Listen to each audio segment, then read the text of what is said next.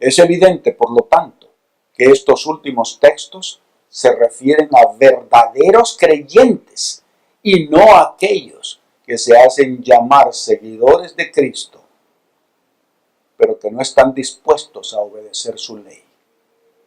Proverbios 16:2: todos los caminos del hombre son limpios en su propia opinión, pero Jehová pesa los espíritus. En Mateo 7:21, nuestro Señor dice: no todo el que me dice Señor, Señor, entrará en el reino de los cielos, sino el que hace la voluntad de mi Padre que está en los cielos. Yo no creo que se necesite una cosa más clara que esa. Proverbios 28:9 dice: el que aparta su oído para no oír la ley, su oración también es abominable. Finalmente, recordemos que Dios perdona los pecados pasados, no los futuros, como algunos predican, y a los que desobedecieron por error o por engaño. Romanos 3:25 y Ezequiel 45:20. Pero no a los que continúan desobedeciendo deliberadamente después de haber recibido el conocimiento de la verdad. Hebreos 10:26. Ahora vamos uno por uno. Los 10 mandamientos de Dios, la ley moral. El primer mandamiento dice, Éxodo 20:3, no tendrás dioses ajenos delante de mí. Primera de Timoteo 2:5, porque hay un solo Dios y un solo mediador entre Dios y los hombres, Jesucristo hombre. Jeremías 50:44, ¿quién es semejante a mí? Isaías 45:5-7, yo soy el único Dios y nadie más fuera de mí. Oseas 13:4, no conocerás otro Salvador aparte de mí. Salmos 18:31, última parte, ¿y qué roca hay fuera de nuestro Dios? Primera de Corintios 10:4, última parte, y la roca era Cristo.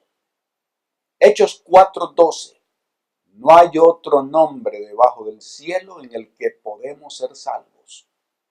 Primera de Corintios 3:11, porque nadie puede poner otro fundamento que el que está puesto, el cual es Cristo.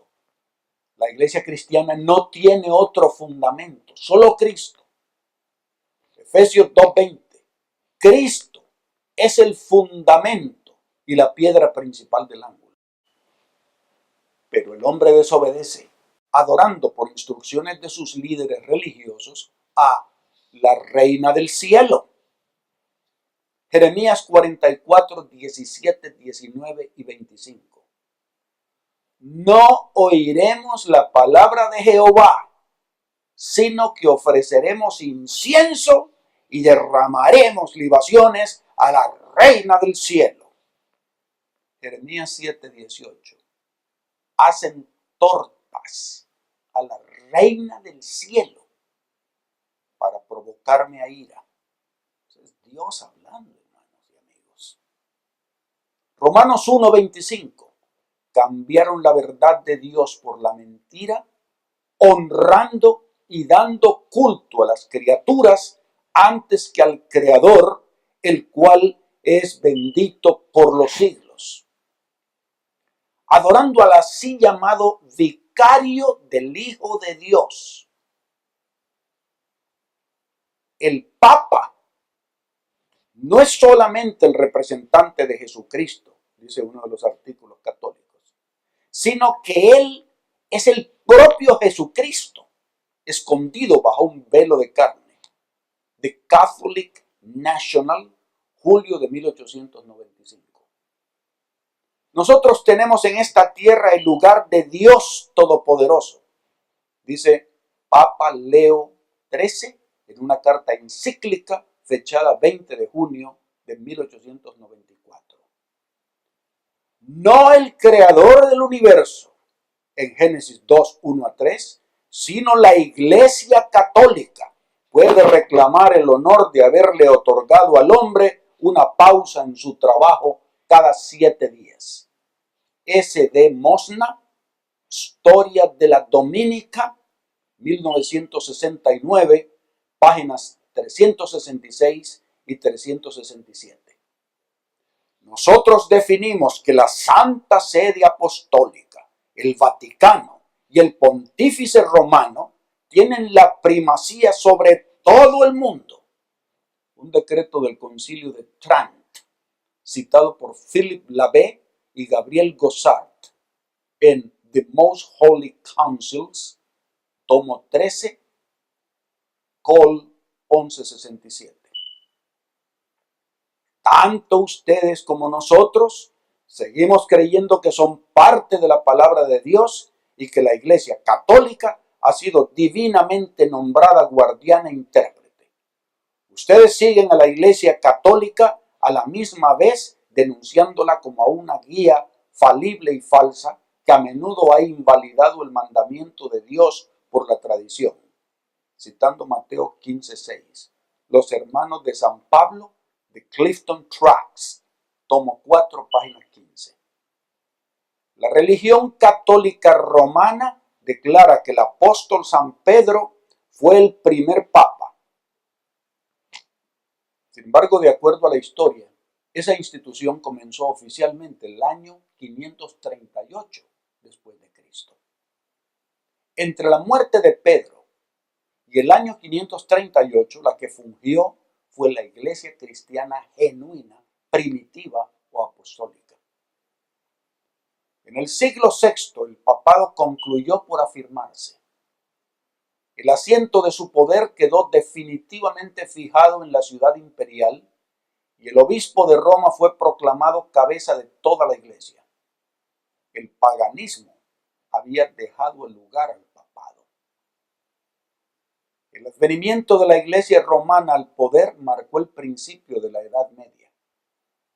A medida que crecía su poder, las tinieblas se hacían más densas. Aquellos días fueron peligrosos para la iglesia de Cristo. Pocos en verdad eran los sostenedores de la fe.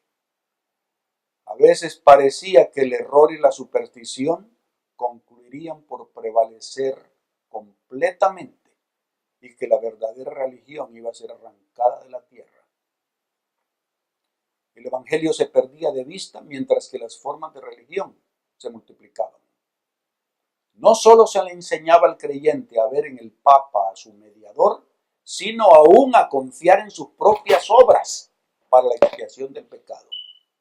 Largas peregrinaciones, obras de penitencia, la construcción de templos, relicarios y altares, la adoración de reliquias, la donación de grandes sumas a la iglesia. Todas estas cosas y muchas otras parecidas les eran impuestos o impuestas a los fieles para aplacar la ira de Dios o para asegurarse su favor, como si Dios, a semejanza de los hombres, se enojara por pequeñeces o pudiera ser apaciguado por regalos y penitencias. A fines del siglo VIII, los seguidores del Papa empezaron a sostener que los primeros tiempos de la Iglesia tenían los obispos de Roma el mismo poder espiritual que a la fecha se atribuyen. Para dar a su aserto visos de autoridad, los monjes fraguaron viejos manuscritos. Se descubrieron decretos conciliares de los que nunca se había oído hablar, que establecían la supremacía universal del Papa desde los primeros tiempos. Y la Iglesia, que había rechazado la verdad, aceptó con ansiedad estas mentiras. Las pretensiones papales dieron otro paso más cuando en el siglo IX el Papa Gregorio VII proclamó la perfección de la Iglesia romana. Entre las proposiciones que él expuso había una que declaraba que la Iglesia no había errado nunca ni podía errar según las Santas Escrituras. Pero las pruebas de las Escrituras faltaban para apoyar el aserto. El altanero pontífice reclamaba además para sí el derecho de deponer emperadores y declaraba que ninguna sentencia pronunciada por él podía ser revocada por hombre alguno, pero que él tenía el privilegio de revocar las decisiones de todos los demás. El espíritu de concesión al paganismo aumentó aún más el desprecio de la autoridad del cielo. El Papa vino a ser reconocido casi universalmente como vicegerente de Dios en la tierra, dotado de autoridad sobre la Iglesia y el Estado. Más aún, al Papa se le han dado los títulos propios de la deidad. Se le ha otorgado el título Señor Dios el Papa y se ha declarado infalible. Exige que todos los hombres le rindan homenaje. La fe pasó de Cristo, el verdadero fundamento, al Papa de Roma. Para obtener el perdón de sus pecados y la salvación eterna, el pueblo recurría al Papa y a los sacerdotes prelados a quienes él invistiera de autoridad, en vez de confiar en el Hijo de Dios. Se le enseñó que el Papa era su mediador terrenal y que nadie podía acercarse a Dios sino por medio de él. Y pasado el tiempo, se le enseñó también que para los fieles el Papa ocupaba el lugar de Dios y que por lo tanto debían obedecerle implícitamente. Con solo desviarse de sus disposiciones, se hacían merecedores de los más severos castigos que debían imponerse a los cuerpos y almas de los transgresores. Así fueron los pensamientos de los hombres desviados de Dios y dirigidos hacia hombres falibles y crueles. Títulos blasfemos reclamados por el Papa han sido adornados y engrandecidos por siglos. Pero algunos de estos orgullosos reclamos aparecen en un diccionario eclesiástico católico romano por Lucius Ferraris, titulado Pronta Biblioteca Canónica, volumen 6, páginas 438-442, en el artículo Papa. La Enciclopedia Católica, edición de 1913, volumen 6, página 48, habla de este libro como una auténtica enciclopedia de conocimientos religiosos y una preciosa fuente de información. El Papa es tan exaltado y tiene tanta dignidad que no es solamente un hombre, pero como si fuese Dios y el vicario de Dios. Por lo tanto, el Papa está coronado con una corona triple, como Rey del cielo y de la tierra y de las regiones más bajas. Así que si fuera posible que los ángeles erraran en la fe o pudieran pensar contrario a la fe, pueden ser juzgados y excomulgados por el Papa. Continúa diciendo esta enciclopedia.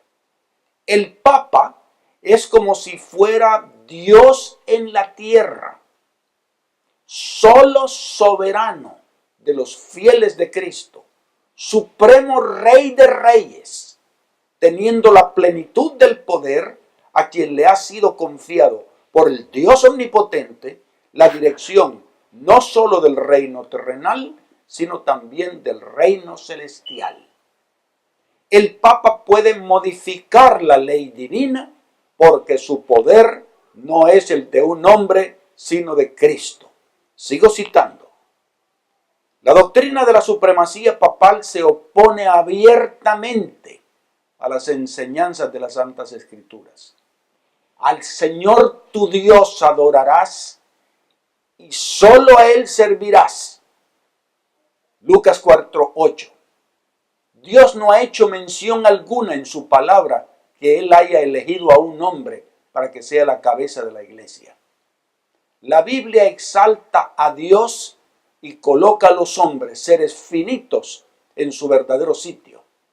Solo por usurpación puede el Papa ejercer autoridad sobre la Iglesia de Cristo.